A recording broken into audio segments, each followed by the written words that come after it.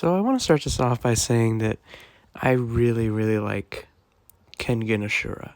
I highly, highly recommend you read Kengan Ashura. It is Rambling Brother approved. It is an amazing battle manga that I think everyone should give a try at least. But that's not what we're talking about. We're talking about the direct sequel called Kengan Omega and why I dropped it.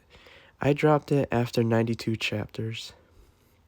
And to be honest, I gave it a bit more of a chance past a certain thing. This is where I have to spoil both Kengan Ashura and Kengan Omega. And I very highly recommend that you read Kengan Ashura, maybe read Kengan Omega, but once you get to the point where I got to, I think you might drop it like I did. But you might be sitting here and wondering, Rambling Brother, what makes Kengan Ashura so good? And I'll tell you what makes Kengan Ashura so good. This is a huge, huge spoiler. Seriously, I'm about to spoil all of Kengan Ashura, so just know that. But basically, at the end of Kengan Ashura, our main character, Oma, him and the other main character, Kazuo, have grown so well together, right? Their bond and their relationship throughout the entire series was so powerful. And Oma's drive and desire to become number one and win the tournament, you were rooting for this guy, so you were like, he has to win, right? He's the main character, he has to win. Unfortunately, though, Oma ends up dying. And it wasn't like a sudden like shock factor kind of thing. It was revealed like a few chapters ago where it's like, if you keep fighting, you will die. And Oma was like, him and Kazu had this like really motivational, amazing speech before the fight. And then the fight happens, he loses, and you're like, oh, but at least he didn't die. And then, the after party, they're hanging out, and then Oma passes away. And it's just a huge moment. It was a moment where, to be honest, it stirred some emotions in me. I was like, no way, they're not gonna, no. And he died, right? Cut to Kengan Omega. Kengan Omega, right? They're like, this is a sequel to Kengan Ashura. New character, returning characters. Everything's going to be all right? There's new rules, there's new faces. Let's try this out. And then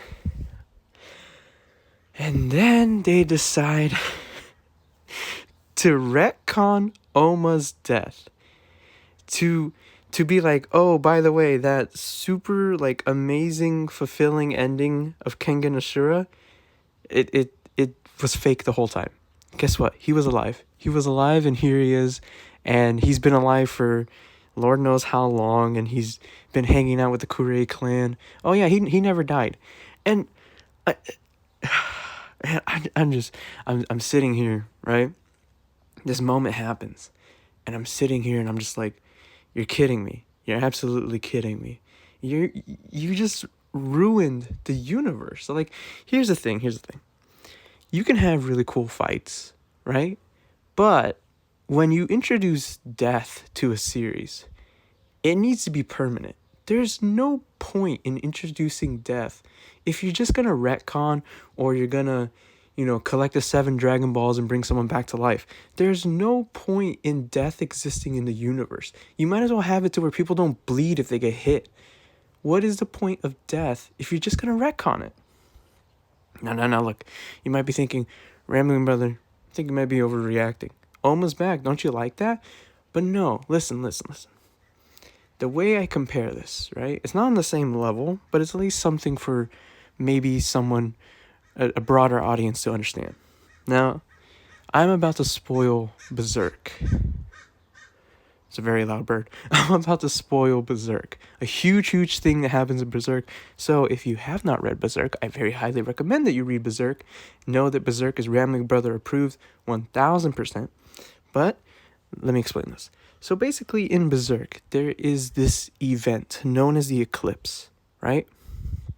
And it is an event in which the Band of the Hawk, these people that we have seen Guts grow with and like become a new person and become a family, and you see all of them slowly get killed by demons, right?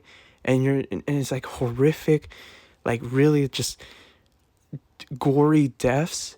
Imagine if 100 chapters later they came back and they were like, "Oh, hey gods, we never died. We were just, hanging out in these mountains the whole time." What? That's how it feels for Oma to be back. Here's the thing about Kengan Omega, right? They have this character named Ryuki. I think I'm saying it right. Ryuki, right? That looks like Oma, but with like a bit like longer hair, I guess you could say. And everyone keeps mistaking him. They're like, "Wait a minute, whoa, is that Oma?" But no, it's not Oma. It's a new character, right? Because this is a new series where we should focus on new characters. They have this other kid. He's even on the goddamn cover. You have this kid named Koga, right? And like it's like explained that Koga might have fought Oma like before Kengan Ashura even took place. So like Koga has like sort of a motivation because he wants to become strong enough to like defeat Oma. And you have this whole thing where the series is focusing on Koga. It's literally him training with other characters from Kengan Ashura in order to go with this another tournament between. So they introduced this new underground arena called the Purgatory. There's the Gladiators versus the Kengan the one from Kengan Ashura basically. And so it's the Gladiators versus the fighters in the Kengan Ashura. Either way, they have Koga, right? This kid, they're training him. You follow him for chapters and chapters where you're like, oh, this kid's going to get stronger. He's going to become the new Oma. Cut to Oma coming back to life and then him taking his spot in the tournament. And it's like, you just threw away an entire character's development for the sake of bringing back Oma, who doesn't deserve to be brought back. And for what? For what? It doesn't make any sense, and it annoyed me. It annoys me so much.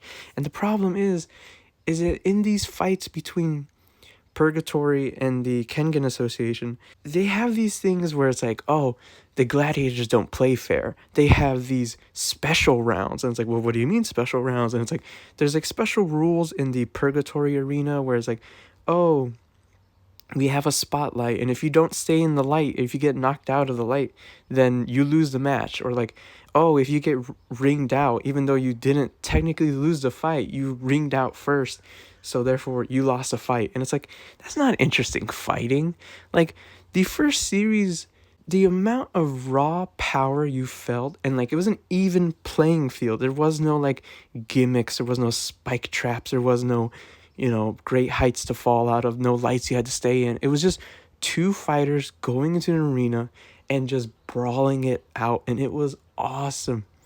And then what? Kengan Omega's like, oh, we're resorting to gimmicks, and oh, by the way, remember that like sentence exposition about Oma not being the worm or something like that, like Oma being one of the chosen or something, and like this whole lore about like the Nico style and like the guy who taught people to become Nico.